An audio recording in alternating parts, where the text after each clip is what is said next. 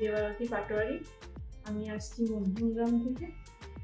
বাত ক্লিনিকের সঙ্গে আমি অনেকদিনই মানে দেখাচ্ছি, মোটামুটি 10 বছর। যখন আমি কলেজে পড়তাম তখন আমার একটা মানে সাডেন টিউমার হয় ইউটেরাসে। তো ওইটা ডক্টর খাস্তাগিরি একজন সাজেস্ট করেন আমাদের, অন্য ডাক্তার।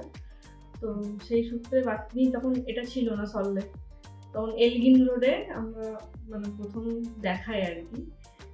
তার কিছুদিন আগেই আমার মারও একটা সার্জারি হয়েছিল, তো উনি ডক্টর খাস্তাগিরি করেন। এবং আমার দিদি সম্পর্কে তারও সার্জারি ডক্টর খাস্তাগিরি করেন। তো নিয়মিত এখানেই আমি মানে ইয়ারলি ফিডব্যাক মানে দেখাই আর কি ডক্টরকে।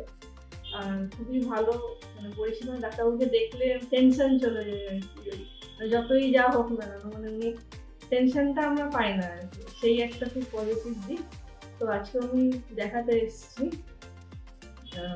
বিগত 10 বছর ধরে আমি এনাকেই দেখাচ্ছি।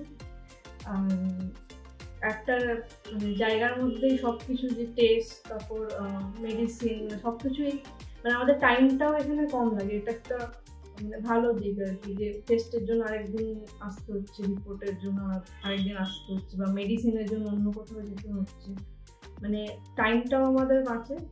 মানে এখানে দেখালে খুব প্রিসাইজ ওয়েতে জিনিসটা হয়। ইউএসজিও এখানে একদিনের মধ্যেই মানে একই জায়গাতে হয়ে যায়, রিপোর্টও মানে মোটামুটি একটু ওয়েট করলেই পাওয়া যায়।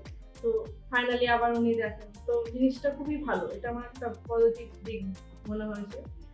আর আগে খুব ভিড় হতো, এখন অতটা আমি মানে আমি এলগিনে দেখাতাম আগে, এখানটায় অতটা আমি ভিড় ফেস করিনি। ওখানে ভিড়ের জন্য একটু আমাদের ইস্যু হতো আর কি, মানে প্রচুর পেশেন্ট আসতেন। তো ওই জিনিসটা এখন মনে হয় এখনো রিকভার হয়ে গেছে। আমি এলগিনে অনেকদিন পর এখানে এলাম সল্টলেকে, তো এটাই আর কি। Thank you.